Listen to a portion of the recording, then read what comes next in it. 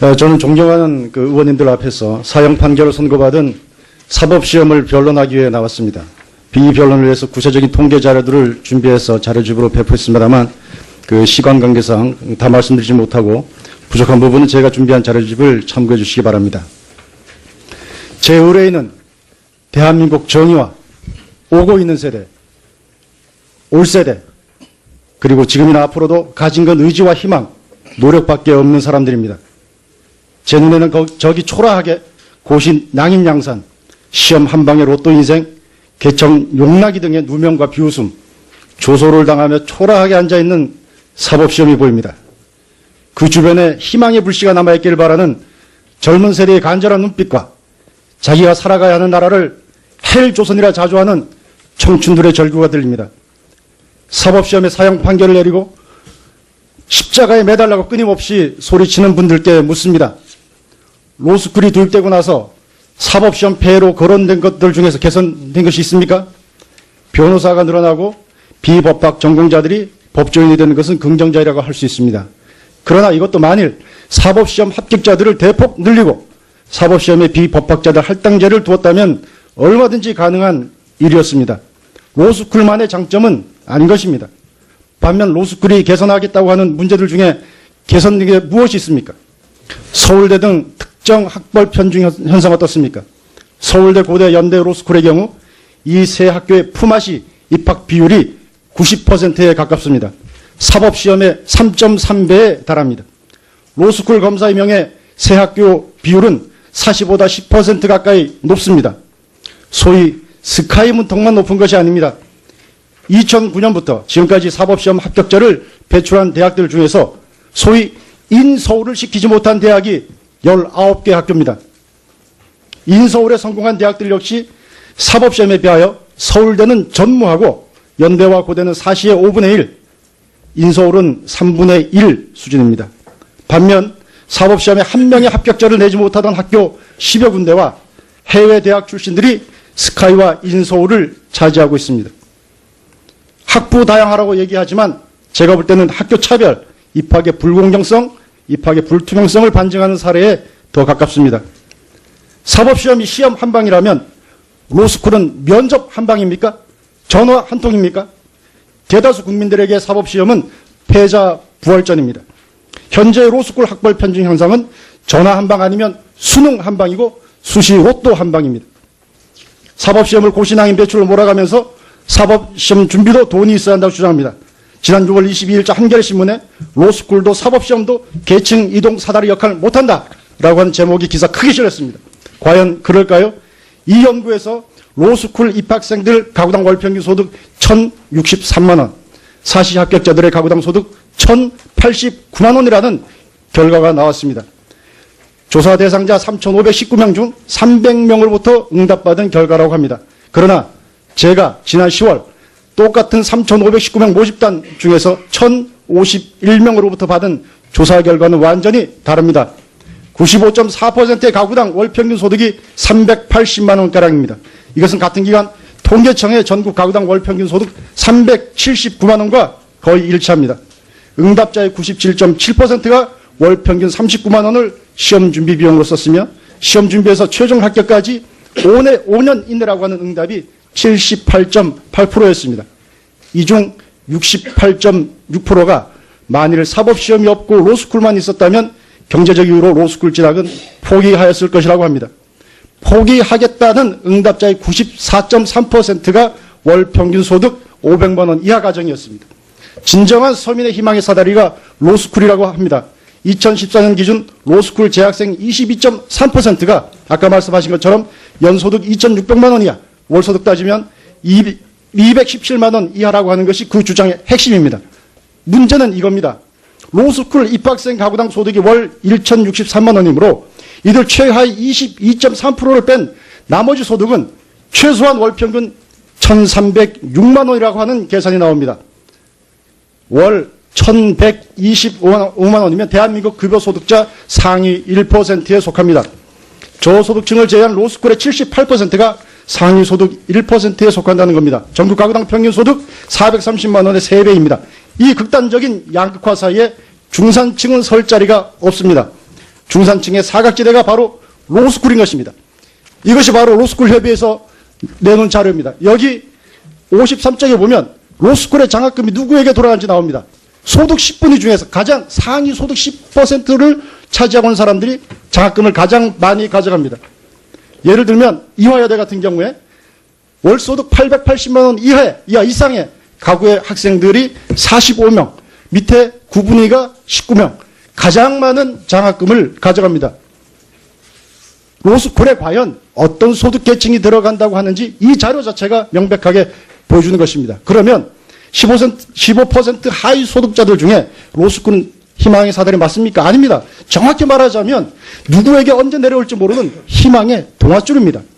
당장 부양할 가족이 있는 소년, 소녀 가장 출신에게는 로스쿨의 장학금이 아무런 소용이 없습니다. 늘 보이는 사다리 한 개가 필요한 겁니다. 능력 있는 자, 의지가 있는 사람은 스스로 올라갈 겁니다.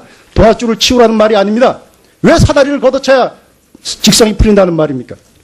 개천에서 용난 시대는 지났다면서 사형 집행을 고집하는 사람들에게 묻고 싶습니다. 당신들만 아직도 법조인을 용으로 보는 시대착오적 열등감에 사로잡혀 있는 거 아닙니까? 강에 댐을 막고 볼을 만들 때도 물고기들이 거슬러 올라갈 수 있는 어도를 만들어둡니다. 자연의 생태계에도 이동과 순환이 필요하고 사회적 생태계에도 이러한 이동 통로는 있어야 합니다. 2009년에서 2015년 사이 사법시험에 합격한 사람들 중 법조인인 부모를 두고 있는 사람들은 전체의 2.2%, 부모가 법대 교수로 있는 가정은 1.2%에 불과했습니다. 이를 반영하듯 소위 우리 사회에서 영향력을 갖고 있는 정치인, 고위관료, 대기업 임원, 중견 언론인, 판검사 등과 아무런 관련 없는 사람이 97%였습니다. 이 사회적 이동 통로를 막고 로스쿨을 통한 변호사 자격만으로 군 법무관을 통한 병역 혜택, 판검사 임용, 대기업 노른자 직종 취업, 일반 6, 7급 공무원까지 싹쓸이해야 속이 시원하겠습니까? 사법시험은 학문으로서의 법학을 존속시키기 위해서도 필요합니다.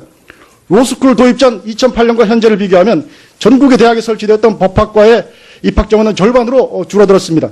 학부 기반이 없는 실무가 양성 로스쿨이 얼마나 학문적으로 유지될 수 있겠습니까? 로스쿨 안착을 위해 사법시험이 폐지돼야 한다는 주장도 있습니다. 지금까지 고액의 비용 문제, 입구와 출구의 불투명성, 불공정성의 문제들은 로스쿨 고유의 문제이지 사법시험이 있기 때문에 야기된 것이 아닙니다. 53년간 시행되면서 공정성과 국민적 신뢰의 상징으로 자리 잡고 있는 것이 사법시험입니다. 사법시험 출신의 경우 판검사 공직 임용 기준에 대하여 10점 만점에 8점 이상을 준 사람이 70%입니다. 10점 만점을 준 사람도 25.5%였습니다. 이들 대부분은 판검사 공직에 임용되지 못한 사람들이었습니다. 몇 명이 응답한지 아십니까? 1190명이 응답한 결과입니다. 과연 로스쿨 제자에서 판검사 공직 임용 기준에 이런 만족도가 나오겠습니까? 단언컨대 사법시험이 폐지된다면 로스쿨의 문제들은 더욱 커지고 악화되면 악화되었지 개선의 여지가 없습니다. 사법시험은 로스쿨 또한 살리는 길이기도 합니다. 과소정원으로 재정난을 겪고 있는 로스쿨들이 자발적으로 학부제로 돌아올 수 있는 길을 터주는 것이 사법시험입니다. 입학정원 40~50명 규모의 로스쿨 교수들 중에서 사법시험 존치와 학부제 효육에 찬성하는 비율이 29%입니다. 유보적 입장까지 하면 42%에 달합니다. 돌아올 수 있는 다리를 태워서는 안 됩니다. 로스쿨의 문제점은 모두 덮어두고 그 잘못된 로스쿨을 정착시키기 위해서 한국의 법학교육이나 법조인 양성에서의 기사회생의 통로가 될 수 있는 사법시험을 무조건 폐지해야 한다는 주장은 국가정책적으로 매우 위험한 시도가 아닐 수 없습니다. 2017년까지 사법시험 제도를 둔 것을 사법시험에 대한 사형 집행 유예로 보는 시각들이 있습니다. 그러나 저는 선시공 후설계의 성급한 로스쿨 도입의 부작용을 최소화하기 위해 양자를 병행 임상시험을 거치도록 두었던 기간으로 보는 것이 더 정확하다고 생각합니다. 성급한 오판을 막기 위한 것이었죠. 2013년에 가서 예비시험과 같은 우회로를 논의하자는 18대 국회의 부대 의견이 바로 이를 반증합니다. 지난 7년간 지켜봤습니다. 양제도를 비교할 수 있을 만큼 충분한 자료가 쌓였고 국민들도 알 만큼 압니다. 국민 배심원들은 이미 평결을 내렸습니다. 사법시험에 대한 사형 선고는 명백한 오심이었다고 말입니다. 이제 19대 국회 법사위 의원님들께서 결정하실 때가 됐습니다. 제가 오기 전에 518호 대기실에 기다리고 있을 때 그 앞에 독도 사진이 있었습니다. 독도가 저는 섬이 하나인 줄 알았습니다. 섬 2개였습니다. 동해 바다를 이렇게 지키고 있는 것이 아니라 섬 2개가 지키고 있는 것입니다. 대한민국의 법조계를 독도처럼 섬이 하나가 아니라 사법시험과 로스쿨 2개로 지켜가자고 하는 것이 저희의 이야기입니다. 존경하는 이상민 위원장님, 홍일표 전해철 간사님, 김도읍, 김재경, 김진태, 노철래, 이병석, 정가변, 홍일표, 박지원, 서영교, 우윤근, 이춘석, 임내연, 서기호 의원님. 의원님들께서 침묵이라고 하는 부작위를 통해 사법시험에 대한 사형집행을 추진하건 혹은 재심판정을 하시건 그게 무엇이 되었건 간에 우리 역사에서 공정성과 투명성, 사회계층 이동성을 이야기할 때 오늘 이 자리에 이 이야기는 아주 오랫동안 늘 돌고 돌 것입니다. 감사합니다. 예. 얼마든지 가능한 일이었습니다. 로스쿨만의 장점은 아닌 것입니다. 반면 로스쿨이 개선하겠다고 하는 문제들 중에 개선력이 무엇이 있습니까? 서울대 등 특정 학벌 편중 현상 어떻습니까? 서울대, 고대, 연대, 로스쿨의 경우 이 세 학교의 품앗이 입학 비율이 90%에 가깝습니다. 사법시험의 3.3배에 달합니다. 로스쿨 검사의 명예 세 학교 비율은 45다 10% 가까이 높습니다. 소위 스카이 문턱만 높은 것이 아닙니다. 2009년부터 지금까지 사법시험 합격자를 배출한 대학들 중에서 소위 인서울을 시키지 못한 대학, 저는 존경하는 그 의원님들 앞에서 사형 판결을 선고받은 사법시험을 변론하기 위해 나왔습니다. 비변론을 위해서 구체적인 통계 자료들을 준비해서 자료집으로 배포했습니다만 그 시간 관계상 다 말씀드리지 못하고 부족한 부분은 제가 준비한 자료집을 참고해 주시기 바랍니다. 제 의뢰인은 대한민국 정의와 오고 있는 세대, 올 세대, 그리고 지금이나 앞으로도 가진 건 의지와 희망, 노력밖에 없는 사람들입니다. 제 눈에는 저기 초라하게 고신 낭인양산, 시험 한 방의 로또 인생, 개청 용나기 등의 누명과 비웃음, 조소를 당하며 사법시험은 패자 부활전입니다. 현재 로스쿨 학벌 편중 현상은 전화 한 방 아니면 수능 한 방이고 수시 로또 한 방입니다. 사법시험을 고시낭인 배출을 몰아가면서 사법시험 준비도 돈이 있어야 한다고 주장합니다. 지난 6월 22일자 한겨레신문에 로스쿨도 사법시험도 계층 이동 사다리 역할을 못한다라고 하는 제목이 기사 크게 실렸습니다. 과연 그럴까요?